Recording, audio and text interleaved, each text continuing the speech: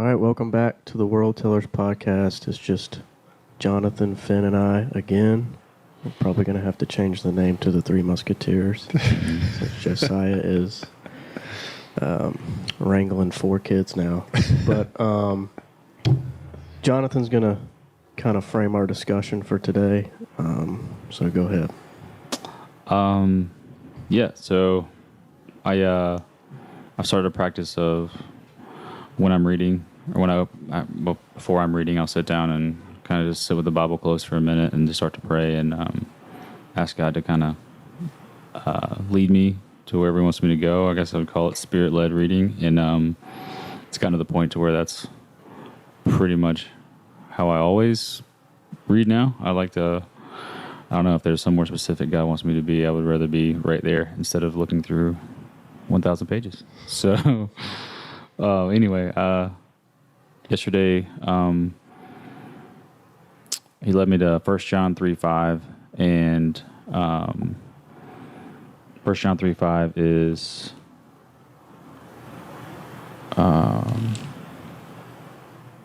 you know that He appeared in order to take away sins, and in Him there is no sin. And then the verses around that talking about it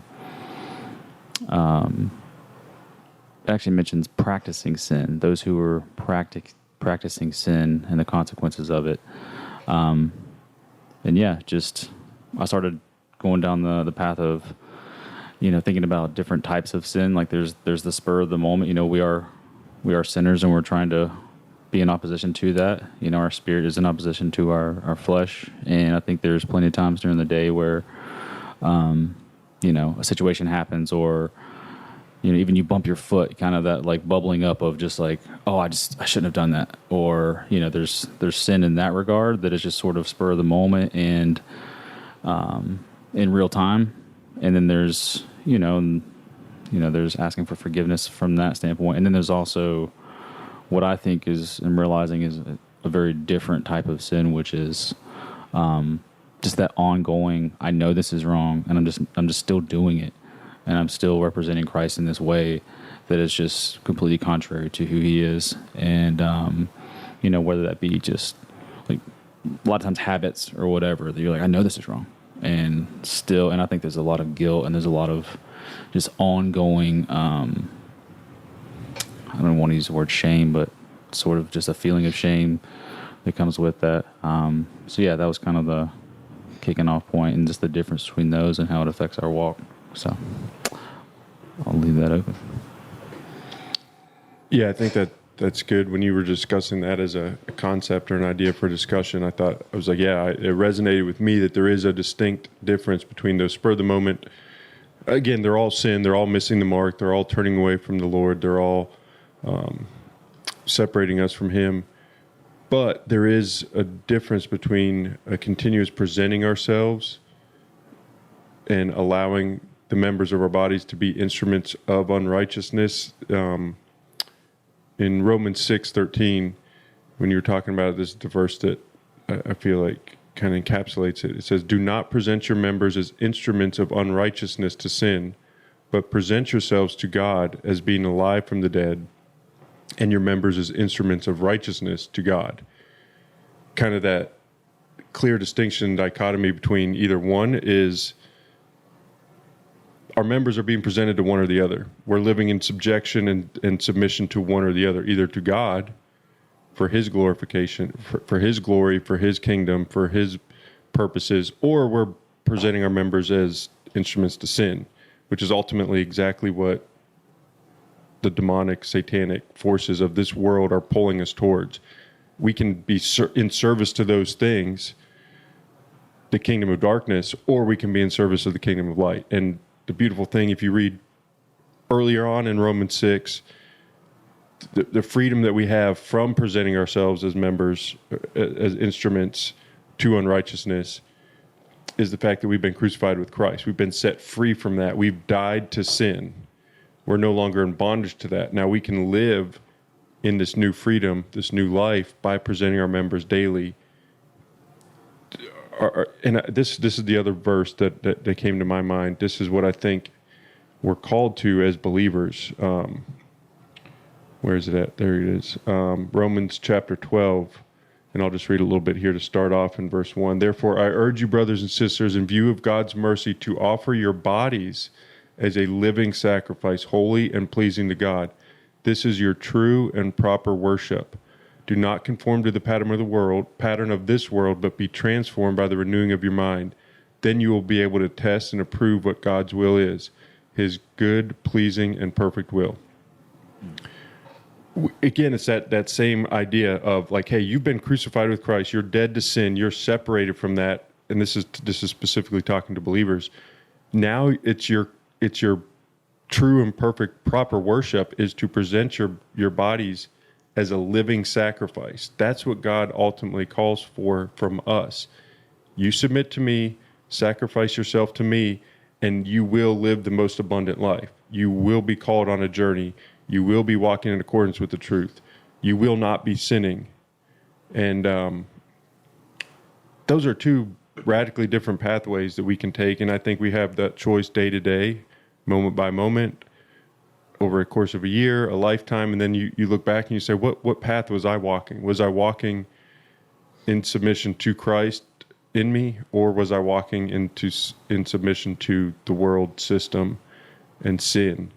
And one is a beautiful path that tells an incredible story. The other is death, destruction, emptiness, all of that. So, What was that verse you just read? that was Romans chapter 12. Okay. I believe like verses 1 through 4 or 5. That's perfect. There's a couple things that I think about the idea of practicing sin, and making room for sin. I think I'm trying to think about which direction I want to go in. So I think our Christian walk, we can make about trying to not sin. And I think that's a very different path, as opposed to choosing to follow and pursue Christ. Yeah, for sure. And I think the route of trying to not sin and manage sin can be exhausting and can lead to boastfulness. And then following Christ is realizing that you have to be fully dependent on him.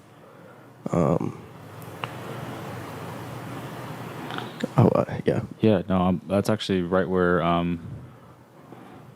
my mindset has been with this topic. Like, I feel like anytime you're talking about sin, right, there's like, it's easy to close your heart off to it, because it's like especially the fire and brimstone kind of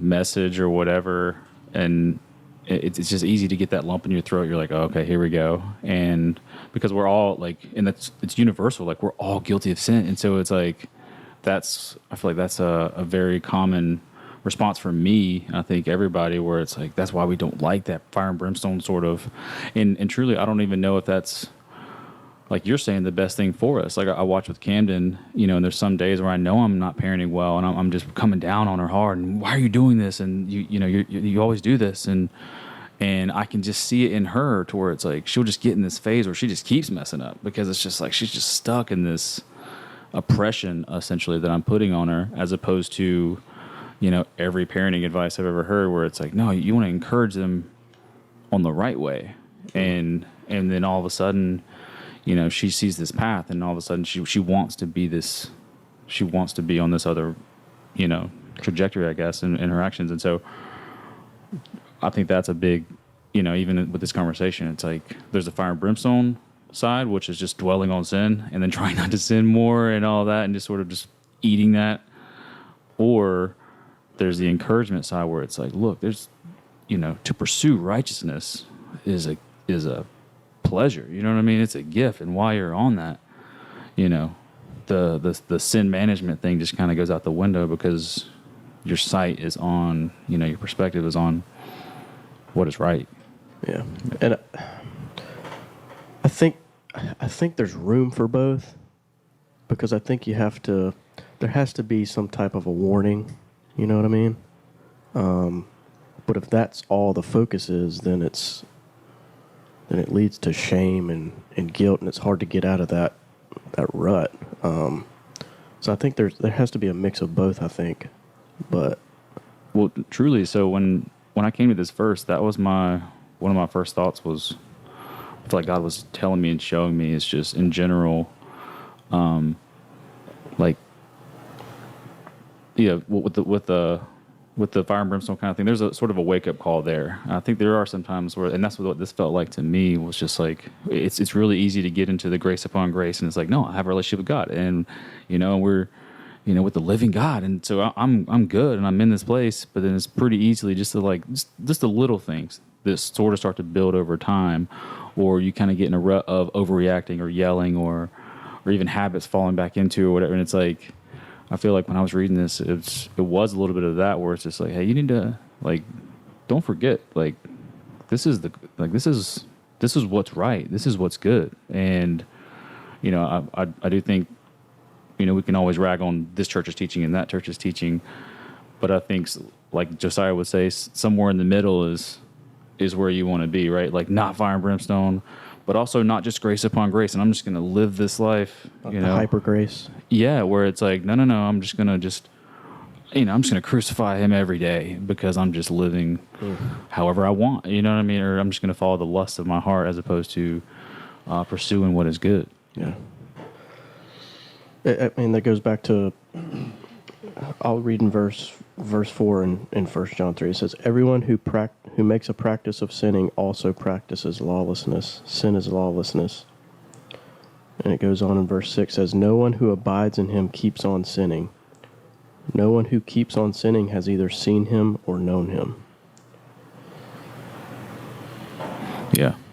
I think that comes down to the practicing sin versus sort of that bubbling up of sin, where it's like, no, I know I'm doing this. There's a difference between like a reaction, like a reactionary sin versus like this is what I live in. Right. Yeah, there's this sin that does pop up in the moment, and it's like you want to work on that. That's just a reflection of our sinful character. Then there's the others that you feed, that you allow to grow, that you feed. That's a good. That you start to submit to, and it's a step by step thing. That next thing you know, you look back and you're like, whoa, how did I get to this point? To go back a little bit to where you guys are talking about, it's the both end. Hey, we need to be aware of the consequences of sin, the fire and brimstone, and then also, hey, we don't really overcome sin by our own abilities and restricting ourselves. We don't become less sinful, or we don't get free of sin by performing the works of the law. Another way, I just think another good way to look at this, and the fire and brimstone, yes, that will be the final outcome and judgment for sure. On the other hand, if you're walking in sin, if you're not in submission to God, the ultimate good, the ultimate truth of reality, the grounding of all reality, God himself, if you're not in subjection to that, if you're not making the proper sacrifices to him, which we just learned about in Romans 12, is to present our bodies as living sacrifices, that's our true and proper worship. So as believers, that is the proper sacrifice, is to present our bodies as a living sacrifice that he can use as an instrument for righteousness. So that's what we're called to. Now, if you're not doing that day to day, moment by moment, like the path that you are now on is hellish. Uh-huh. It leads to darkness, destruction, envy, pride. Ultimately, you're not satisfied in the deepest, most meaningful ways. And it creates, and it breeds more of that. It feeds into more of that. And then you can see it's almost like a disease that just spreads to other people around you then, because you're bringing people into that and that darkness. Yeah, that's such a... It's not just harmful to you, it's harmful to everybody. Yeah, and you see the whole reflection of that in our society and all the brokenness that we see in the world. It is that very thing. People are subjecting themselves to the prince of the power of the air, to Satan himself, that loves to see people fall into this darkness and presenting their members as instruments of unrighteousness. And it's and the only way we can overcome that genuinely is to be crucified with Christ and to come into true, proper relationship with our Savior and our Creator. And then you're living a life of, it's a living sacrifice. It's not dead. So it's living. It's daily presenting your members. It's a routine. You're feeding into that. And then you don't want to sin because you're like, I have this direct relationship with God and I'm walking with him closely and intimately, and he's directing my path. Man, if I sin, I just completely distort that that relationship. I distort that interaction that we're having because I go and turn my back on him and I pursue this other thing that is sinful and fallen and that distorts the light that I'm receiving. So it's like you're focused so much on him and that relationship that you're not, the last thing you want to do is go turn and And the living sacrifice, I think, I don't know, I hadn't thought about that too. You just mentioned it. But also, like, that takes my mindset to, or it makes me think about Jesus and how he was the sinless, the reason why his sacrifice was worthy of being a sacrifice was because there was no sin in him. And I think even hearing you say that, it's almost like that's sort of the graduation of, if I'm pursuing righteousness, then I actually can present myself as a living sacrifice to God in a real way, which requires a whole different level of trust, because that, if you look at Jesus and being crucified, and I don't want this to, I don't know, man, like yesterday, like thinking about your brother, you know what I'm saying? Like his testimony is so powerful. But within that, it's like, if his testimony leads to one or two or 100 other being saved, just from seeing that, it's like, man, that truly is. It's like, wow, what a great honor. You know what I'm saying? That mimics exactly what Jesus' life was about. It's like I'm doing this for others, and so to live my life in a kind of way where it's like I'm, not only am I pursuing righteousness for my own sake and for righteousness' sake, but also too, now that I'm walking in the way, the narrow path, now that I'm living in that way, now my body truly is something that is worth being a living sacrifice for, you know what I'm saying? Yeah. Yep. Whereas otherwise you're bringing a dirty bag to the, you know what I'm saying? It's like, oh, well, whatever, take it if you need it. It's like, man, you're not benefiting anyone. Yeah. Including not benefiting yourself. I think of sin. It's like a snowball effect. Like what you said earlier, the more that you feed into your sin, it just keeps growing and growing and growing. It's like when you, and I think the same is true for pursuing the Lord. I think it's a snowball effect. It's like when you go to the gym. Like the first couple weeks is tough, and then once you get into a groove, it's like, I can't wait to go work out. Mm-hmm. I was in that groove for a little while. And recently, about 6 months ago. There you go. And like for about 6 months there, I was like, man, I can't wait to go work out. But as soon as you miss a little time, it's like so hard to get back into that groove. I think there's a correlation there to our faith walk. I'll let you guys try to tie that in. Well, so I too, around the time you were working out, and it might have been because you were working out, and that's Probably was, dude. I was He's looking getting jacked over there. jacked. Man, I noticed a couple of days. I'm like, dang, that T-shirt's starting to fit different in a Now great it way. fits different. Yeah, no, same with mine, man. All right, I'm going to the larger T-shirts, which still fit great. But no, I was doing the same thing, and it was like the same thing where it's like after a couple weeks, the first weeks were terrible, and then I hit the point where I remember the moment I was sitting on the bench, like the little dumbbell bench press, and I'm like, oh, this actually feels good now. And I remembered, we were younger, and it was like, oh, I wanted to go because it felt good and it felt right. And then the thing is, like, that feeling of, oh, this feels good and right, and I want this.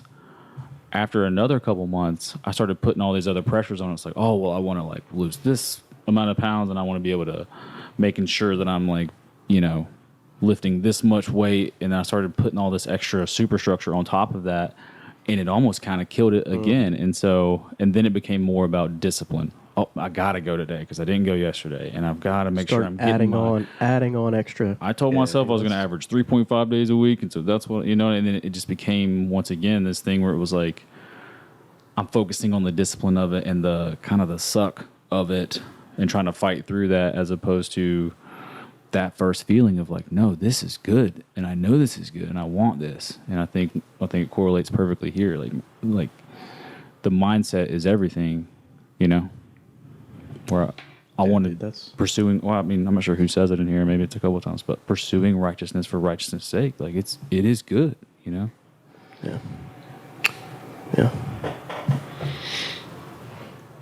Yeah, I keep going back to Romans chapter 6, because we're talking about this idea of like, how do we, as believers, or even, I think it's for believers here. This specifically what Paul is talking about is for believers, because starting in let's say Romans chapter 6 verse 7, he says this: for he who has died has been freed from sin. Now, if we died with Christ, we believe that we also shall live with him, knowing that Christ, having been raised from the dead, dies no more. Death no longer has dominion over him. For the death that he died to sin once for all. But the life that he lives to God. Likewise, you also reckon yourselves to be dead indeed to sin, but alive to God in Christ Jesus our Lord. And whenever Paul says therefore, it's like, hey, make note of that. Based on what I just said, therefore, do not let sin reign in your mortal body, but that you should obey its lusts. And do not present your members as instruments of unrighteousness to sin, but present yourselves to God as being alive from the dead, and your members as instruments of righteousness to God. So he's like, hey, therefore, in light of the fact that you've been crucified with Christ, that you've been raised to newness of life, your new status as a son and daughter, you're born again, you are, in light of all that, in light of that truth, in light of the fact that you've died to sin, that you're separated from it, therefore, what's he say? Don't allow sin to dwell in your mortal bodies. Don't allow it. Don't fulfill the lust of the sin in your mortal bodies. It's like, hey, in light of this amazing, radical new truth, your new status of who you are, therefore don't do this. And it's always key. I mean, in all of his epistles and letters, you see that again and again, where it's like, in light of these amazing facts, therefore don't do this or do that, or operate in this new mode of being. Walk about, go through life in this new way. And it's that's the reality. We've been, if we reckon that is the reality that we now find ourselves in as believers, it would be crazy for us to submit ourselves again to sinfulness and to sin, and to feed into that when we were set free from it. And did you have a thought real quick? Because I've got another direction I can go. Well, we'll just kind of on the same. Sorry, I was kind of thinking about what I was thinking about as opposed to listening. So, but it just kind of coming to my mind. Just conversations I've had with my niece Lily, who's 14, and kind of starting to ask questions about the Bible. And man, she's so sweet, so just wonderful. But it's even seeing her kind of take those first steps, and she's heard a couple of sermons here and there. That there was one that was done on Revelation, and I think that kind of scared her a little bit, just because she wasn't quite ready for not Revelation. Well, I mean, that's the reason why that book's in the back. But no, just I think for a lot of people it starts out like their walk or the original just sort of curiosity for Christianity and for who God is starts out a lot of ways from the same question that we've all had at some point, where it's, oh well, no, I don't want to go to hell, so what have I got to do? Right. And that in itself is fire and brimstone. And it's like the more that we let our minds be there, and it almost seems like, man, when the Bible talks about, you know, being cast out into the eternal darkness or whatever, it almost sort of seems like it's spoken about in a passive way. Like that's not the point of the book, you know. But it's like this exists, and this is the consequence, and so that is, you know. So we're not going to not talk about that, but at the same time, there's so much more in this book that's talking about life, and you know what I'm saying, and what that looks like. And I think our mindset should be exactly the way this book is written, where it's like, know that for sure, but just don't live there. You know what I mean? Like if that's where your whole motivation is, then it's gonna just be, it's not, you know. As opposed to a couple things I want to read after you say what you're going to say, Fenn, just about like there are benefits, man, to just living on the vine. And there's just so many, even with prayer and some of the things James is talking about in here. It's like, you know, pursuing righteousness because there's so many benefits that come with it, you know. So I'm probably beating that dead horse, but. Well, I think maybe there's a good illustration we could use. It's like, okay, if I'm trying to hit the target, I'm trying to hit the bullseye. Am I focused on the area that's not the bullseye and trying to avoid it? Or am I focused on the target? And will I more likely hit the mark if I'm focused on the target versus focusing on everything that I shouldn't be hitting? Because everything I shouldn't be hitting is almost it is everything except for the target. So I could get distracted or get off the path, but I'm not aiming at the target. If my focus is Christ, you're going to be hitting the target because he is the target. He's the way, the truth, and the life. And if you're focused on him and walking in accordance with him, guess what?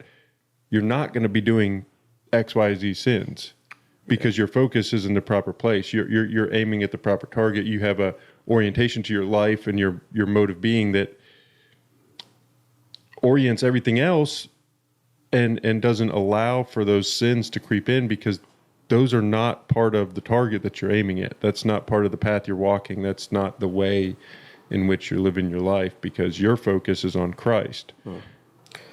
And everything else lines up with it. Yeah, that ties. I've mentioned this before in one of our earlier podcasts, but the analogy of in golf, there's this thought of that the body will organize itself around a clear intention, and if you're focused on trying to hit a shot as opposed to focusing on your mechanics, more times than not, it frees your body up to hit the shot that you're trying to hit, right? But if you're focused on trying to not hit it out of bounds, or if you're focused on trying not to hit it in a bunker, more times than not, that's where the ball ends up. Yeah. And I think this fits in perfectly with your analogy. It's like, if my clear intention is to follow Christ, then everything else kind of falls into place. Dude, it's beautiful. I didn't even think about it from that angle. So I'm probably going to go play golf today. Yeah, you should, and let's go together. Because anyway, no, I was thinking about disc golf when you were saying that too. Same thing. When there's a tree there, it's like, all right, don't hit the tree, and you literally throw it. Like, I mean, even if you were trying to do it on purpose, you couldn't do it, because there's 40 feet there that the disc can go through, and there's 1 foot that it can't. But because you're trying not to hit the tree, that's exactly where it goes. Yeah, and it's like, how is this possible? Like when you've been playing golf and you hit it and you're in the trees, and there's this one tree in the way, right? It's like, all right, you've got all of this open space. You got this one tree. And not only one tree, but like one branch. Yeah. It's like, man, I've got so much room. It's like you've got so much room, but your focus is, all right, let me not hit the tree, and then you hit the tree. Yeah. It's like, I mean, that goes back to what you were saying earlier, the mindset. Yeah. Even in that situation, it's like there's 99% of air here. But even then, like, that's not even the narrow path. But even then, if I'm focusing on sin, then that's where my heart is. Yeah. And this is maybe even be a tangent, but I watched a show called Limitless. I watched one episode of it. I think his name is Liam Hemsworth. Does that sound right? Yeah. Is there a guy? Yeah. And man, it was actually awesome. It was there's this like psychologist, psychiatrist, or whatever who's trying to like help him out in different ways or whatever. And this one was to be able to function within stress. And anyway, the show opens up and there's this building. It's like the tallest building I have ever seen, and it has this crane on top that I guess is for helping with clean the windows or whatever. And so it just opens up with, "Hey, we want you to walk across this crane." You know, and even though he's hooked up, still, it's like you look up at this building and it just kind of takes your breath away from my living room. And it's like, oh my, Your like, hands why are are they sweating. doing this? You know, and then they go through, anyway, they go through these different things that put them in stressful situations. And anyway, but one of the things they touched on is there's this girl who's like, there's this whole, I guess, sport, or maybe you would call it hobby, where they like take a straight line or like a taut line between two like cliffs. Tightrope.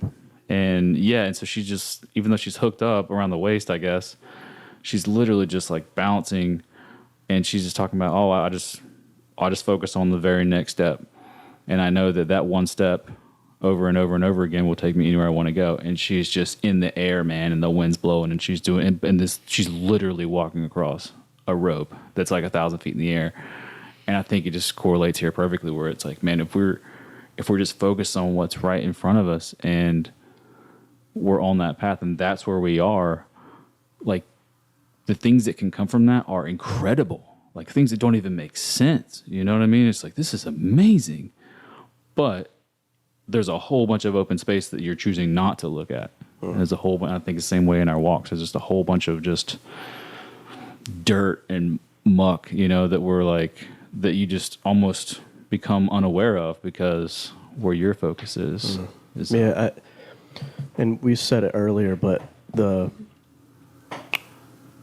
effects that it has, not just on you, but on everybody around you.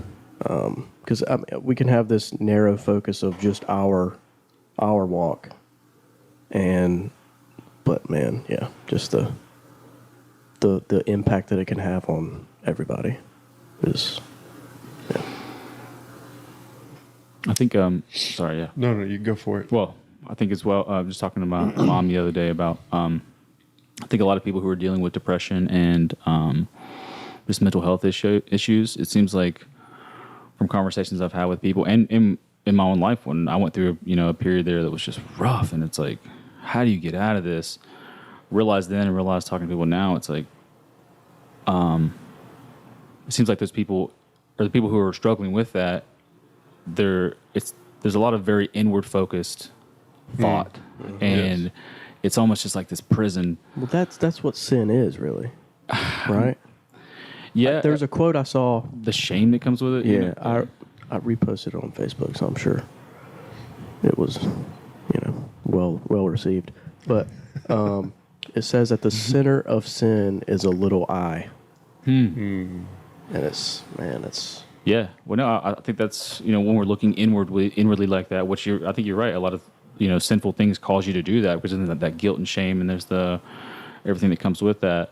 While we're doing that and looking inwardly like that and searching our own, just crevices in our own mind and everything else, it's just like this trap. Whereas I think once again, it comes back to I think the way that you choose righteousness and the way that you just choose to not be just observing and fearing all this sin that's out there is to keep our eyes on him. And I think a lot of time, well, for me, for sure, that was one of the things that brought me out of that dark place, was choosing to not look so inwardly anymore and to choose to look on him. And all of a sudden it was just like all these problems just started to just fall away. Like they just weren't, over time, like they just ceased to be issues anymore. And it's like, Yeah. it's so powerful and it's true, I think that's very powerful. And when you started going and then I'm tracking with you guys 100% on that, because I Sorry, do man. think no, you're good. I love it, because that's 100%. I think where I think a lot of the issues that people struggle with today is because they are too focused on the self me. What about my problems? What about my issues? What about me? I'm not getting taken care of. This could happen to me. This could happen to somebody I love. It's all very self-focused and self-driven and self-obsessed. And even though you're like, well, that person's humble, they're depressed, they don't even feel good about themselves. It's like, no, you're still completely and utterly fixated on the self. And you're missing the one whom you were created for. You're never going to find satisfaction by focusing and fixating on the self. It's like, same as we were talking about sin and missing the target. It's like, until you get your eyes on the proper target, the one who deserves your attention, ultimately who is Christ, you're going to be missing the mark. You're not going to be living in proper orientation. You're not going to find deep satisfaction and meaning in your life. In fact, you're going to find oftentimes depression. And I think that's just the opposite side of what we generally think of as pride. Like self-focus is like the person who's very boastful and look at me, look at how great I am. I'm the best. Give me worship. Give me attention, everybody. That's just another form, another manifestation of complete inward self-focus. And it can manifest itself in anxiety, depression, worried about and consumed by me, and what could I lose and what could happen. It's like, that's a dark place to be. The only way through that, the only way out of that is to reorient your focus to the proper, and then start making the proper sacrifices. I may take us on a little tangent, but this was on my heart. I literally listened to this. I'm too low. A little bit. Thanks, brother. There you go. There you go. Oh, I can sound. It even sounds better. My own headphones. No one heard what Fenn just said. No, it's good. It was rambling, and it's probably for the best. Trust me, it was great. I'm about to go on a little side tangent, but I think it'll tie together. And this was on my heart since I literally listened to this yesterday. There's a new movie called Sound of Freedom that just came out. And it follows kind of a story and background and a specific mission. This gentleman named Tim Ballard, who was I believe he worked for Homeland Security, and then he started getting involved in like a task force that was focused on and attempting to help children trafficked and sex slavery and I mean just devastating darkness that you can't even wrap your head around the extent to which it occurs in the world today. You're just we're so oblivious to it. Profoundly impacted by that interview he did with Jordan Peterson, and then also on that same interview was Jim Caviezel, who played Jesus in The Passion of the Christ. He was some other movies that The Count of Monte Cristo. Anyways, these guys are both believers, and they're talking to Jordan Peterson about this whole thing. And I've heard Jordan Peterson talk about this before, and to try to tie this all together, it's like, how do people that are consuming that type of material get into a place where it's that dark and abusing children in the most profound way possible, innocent lives that are just destroying them, and for their own pleasure and for their own purposes, which is, I mean, again, you can't get darker than that. And there's a weight to it that just like, whatever I can do to help fight that, I want to be part of it, is the feeling that I had after listening to this. But they brought up, and again, I've heard Jordan Peterson talk about this, and the insight to this story I find profound, and I do think it resonates with the truth of Christianity. And it's the story of Cain and Abel, and I'm just going to read it because it's so short, but there's so much depth there, and hopefully I can tie all this together. We'll see. You will, no doubt. Now Adam knew Eve, his wife, and she conceived and bore Cain, saying, I have gotten a man with the help of the Lord. And again she bore his brother Abel. Now Abel was a keeper of the sheep, and Cain was a worker of the ground. In the course of time, Cain brought to the Lord an offering of the fruit of the ground, and Abel also brought of the firstborn of his flock, of their fat portions. And the Lord had regard for Abel and his offering, but for Cain and his offering he had no regard. So Cain was very angry, and his face fell. The Lord said to Cain, Why are you angry, and why has your face fallen? If you do well, will you not be accepted? And if you do not do well, sin is crouching at the door. Its desire is contrary to you, but you must rule over it. Well, we all know what happened next. Instead of Cain ruling over his sin, he allowed it to consume him. Envy, anger, resentment, all these deep emotions that he felt towards his brother, because we're not told why, specifically why Cain's sacrifice to the Lord was not accepted and why Abel's was, but we just know that Abel's was. And part of it to me is that he sacrificed a living being that required blood and death, which I think ultimately points to the ultimate sacrifice of Christ on the cross.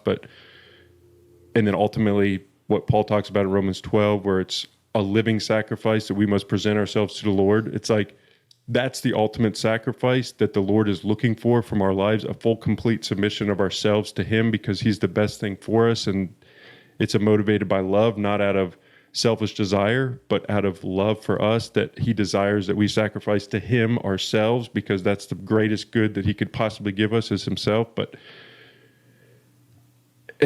So tie back to that interview, this story, it's like, how do people get into a place where sin has completely and utterly consumed their lives and destroyed it to the point that they're willing to harm children?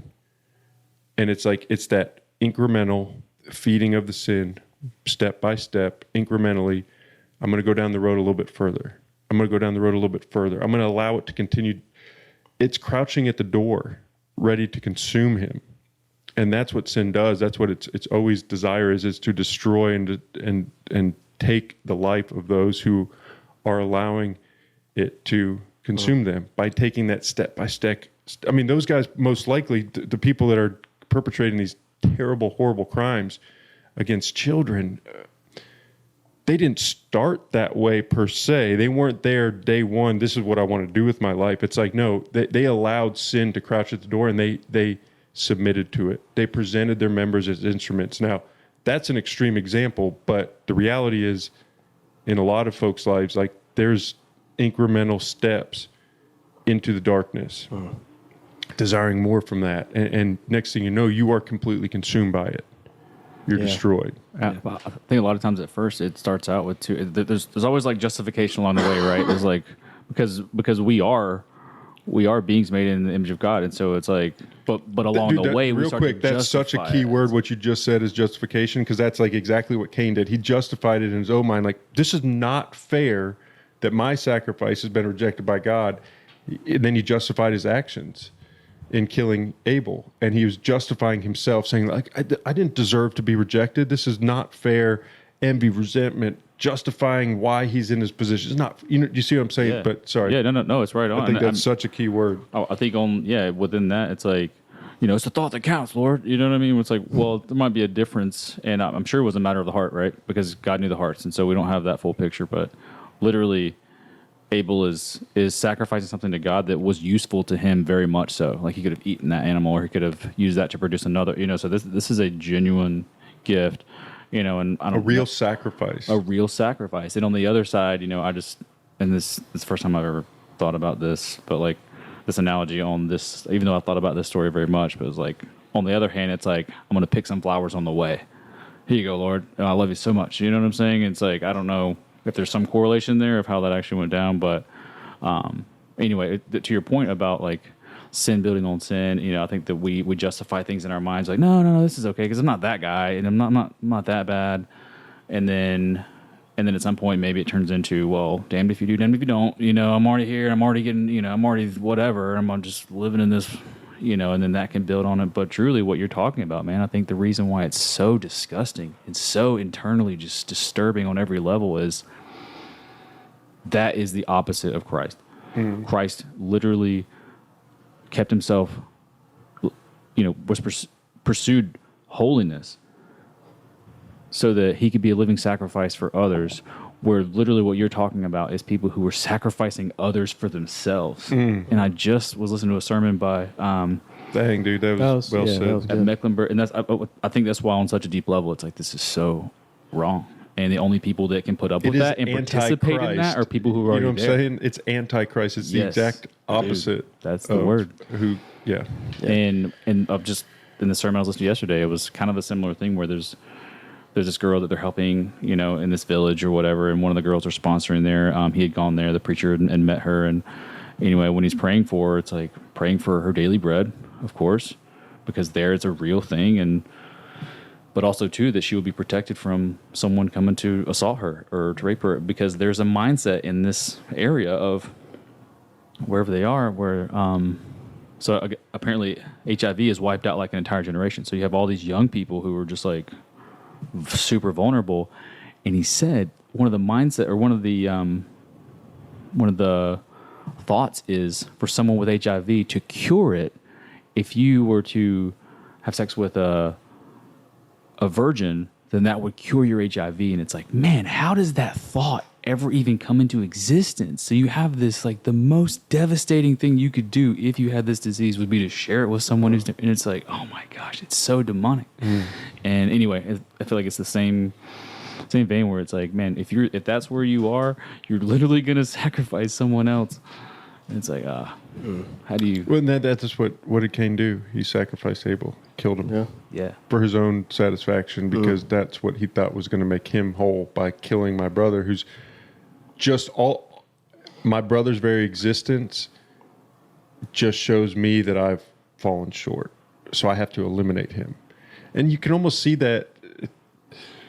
You can almost see that in the culture, broadly speaking. It's like some people are operating in the spirit of Cain and some people are operating in the spirit of Abel, in a sense. Does that make sense? Like embodying those two different modes of being. One is making the proper sacrifices to God, living in accordance with and in proper relationship with the transcendent. And then the other is, I'm not making the proper sacrifices to God. I'm not living in proper relationship. Therefore, it breeds resentment, envy, sinfulness. I'm susceptible to sin consuming me.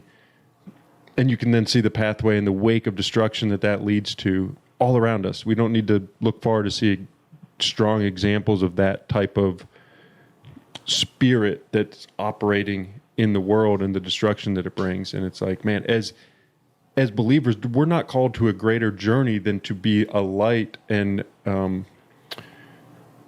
we're called to be Christ's body on earth. We're here to be the vessels by which he manifests his life in the world to impact the lives of others, self-sacrificially submitting ourselves to God so that we can be used for the betterment of those around us. The exact opposite of what, like you said so beautifully. I want to go back to like when you were talking about that interview in that movie, and how you get that dark and entrenched in that much sin, and it's those incremental steps that you were talking about, and those incremental steps are suppressing the truth and unrighteousness, like it talks about in Romans 1. I want to read it real quick. It's kind of long. But it says, "For the wrath of God is revealed from heaven against all ungodliness and unrighteousness of men, who by their unrighteousness suppress the truth. For what can be known about God is plain to them, because God has shown it to them.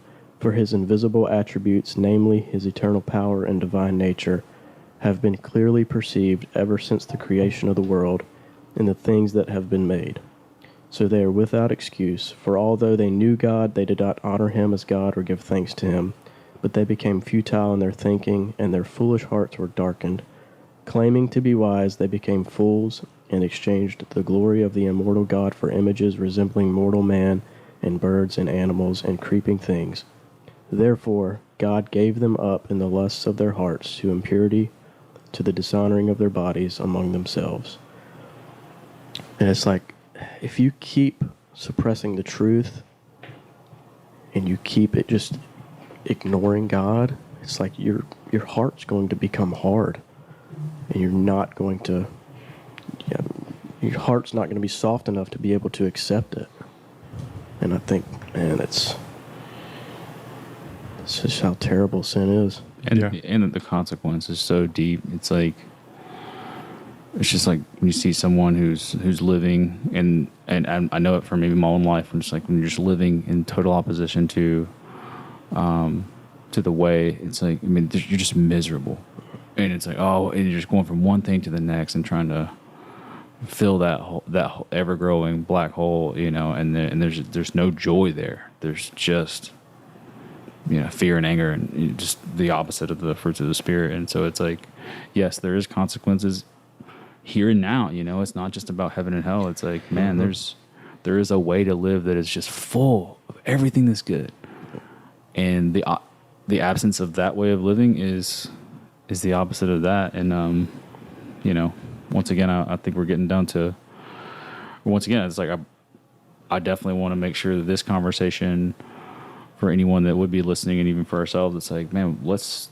stay in the mindset of like, I don't want to dwell on it. You know what I mean? And in some way, I don't want to sound like I'm like trying to turn a blind eye to the evils of the world, because that's not, I don't know if that's, but as far as our own lives are concerned, the more we're focusing on just the beauty of what righteousness is and leads to, and more righteousness on that, and also other benefits too. I just realized that I dropped some foreshadowing earlier about some verses I was going to read. It never came back to it, but one I would start with. I think even as far as prayer goes, and as far as trusting in God, I think all those are also very much related to talking about what we talked about last week, and just trusting in God, and also our prayer life as well. And the thing is, really, I don't know what the reason would be to pray is if you don't trust God. And right, it's like, why would I be praying to something I don't trust is going to do anything? And so I think those are intertwined for sure. But yeah, 1 Peter 4:7 says, the end of all things is near. Therefore, be serious. No, that's not the right. We'll do ESV. The end of all things is at hand. Therefore, be self-controlled and sober-minded for the sake of your prayers. And I don't know about you guys, but I feel like even in my own life, I feel like when I'm just living in a place of just sin and struggle, whatever, it's like even I don't pray as much, and two, it's like I feel like I'm asking God for something that's, I don't know, it's almost like there's a disconnect there. Yeah, where it's almost like I don't even really, in my own mind, feel like I deserve to be listened to by the Lord, and therefore I don't have the expectation of trust in prayer, and so that also kind of brings me to linking those two together with the first chapter of James, and I'm trying to find a spot to jump in, but so 1:4, and let endurance have its perfect result, so that you may be perfect and complete, lacking in nothing. But if any of you lacks wisdom, let him ask of God, who gives to all generously and without reproach, and it will be given to him. But he must ask in faith without any doubting, for the one who doubts is like the surf of the sea, driven and tossed by the wind. For that man ought not to expect that he will receive anything from the Lord, being a double-minded man, unstable in all his ways. And so my point is, I think within the beauty and the fulfillment that comes from pursuing righteousness and pursuing that narrow path is all the the fruits of the Spirit, right? And those benefit us, but then also too everyone around us, and they get to see that, and it's spreading the message, and it's our testimony, right? Like someone else who's in a place of darkness can see that, and they're like, oh, I want that, man. That's all I want. And I keep trying all these other things, I never find it. And so that's our testimony. But then beyond that, as far as our prayers are concerned, and we can pray from confidence, in a place of like, Lord, especially intercessory prayer, we're praying for other people. And I think that's the byproduct of living in righteousness, is your prayers do start to become more intercessory as opposed to about myself.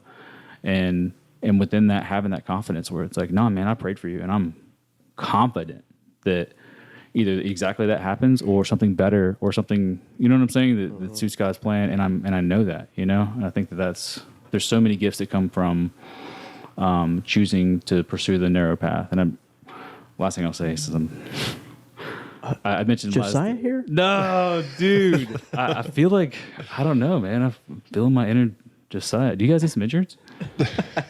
But no, so something I've been thinking about before our last podcast was the narrow path from the wrong angle, from the side angle. If you're nowhere near it, it does look like a very narrow path. But for everyone who is, and I feel like I get glimpses, right, where I feel like, no, man, I feel like I'm walking in the way. When you're walking on that narrow path, it doesn't seem that way anymore. It's comfortable, and it's exactly the size that it needs to be, for each person in their own life. And I feel like that's, as you approach and as you're pursuing God and as you're pursuing righteousness and as that's coming into focus, it's like, oh no, this path isn't nearly as narrow as it was from way over there, Mm-hmm. Yeah. So since we've kind of been on the subject of sin, I'm going to let you guys go ahead and confess your sins. Let's go around. What's your worst sin? What's the one thing you're sure God can't forgive?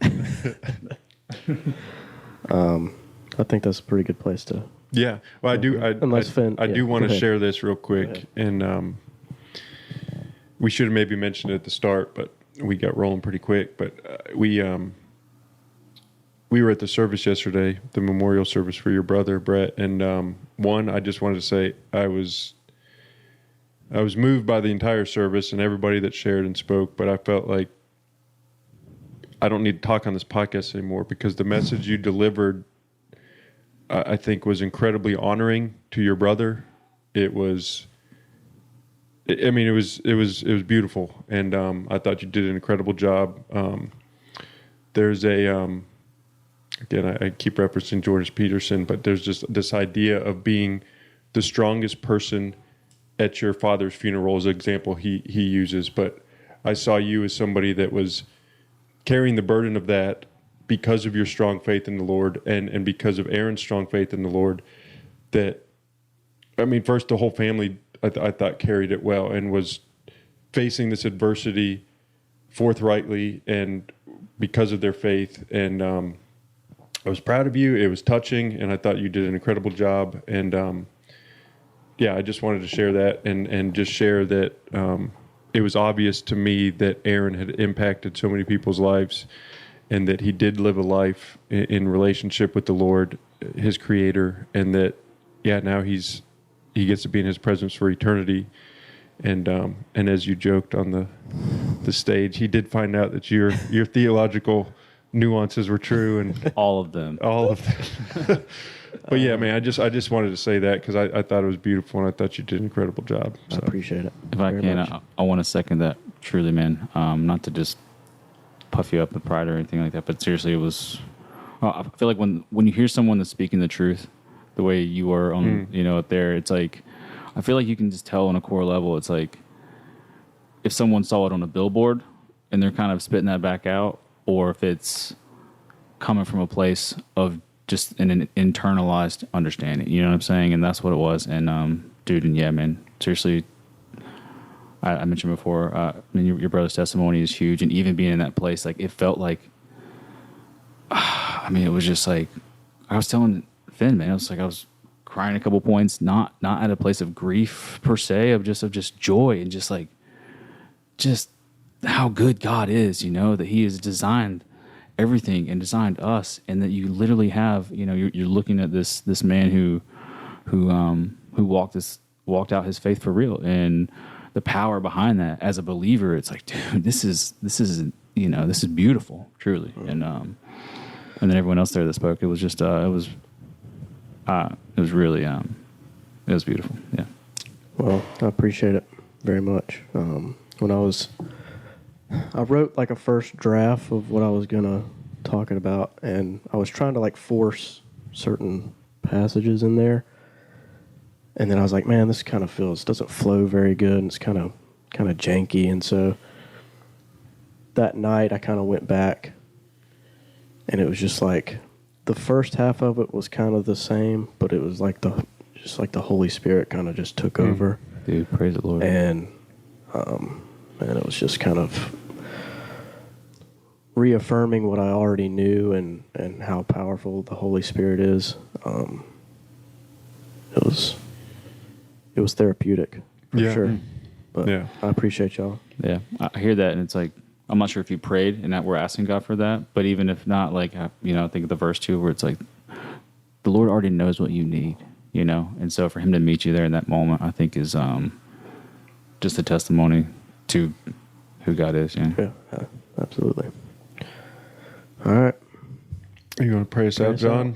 Yes. Father, thank you for another good day, and just thank you for loving us the way that you do. Thank you for guiding us the way that you do. Thank you for your word.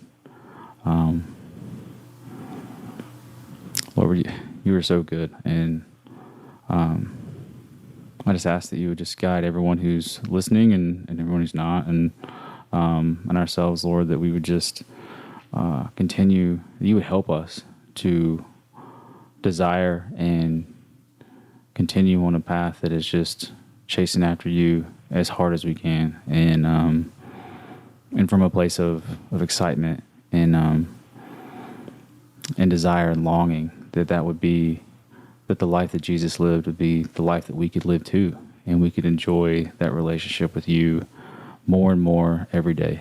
And yeah, thank you. We love you. Amen. Amen. Until next time.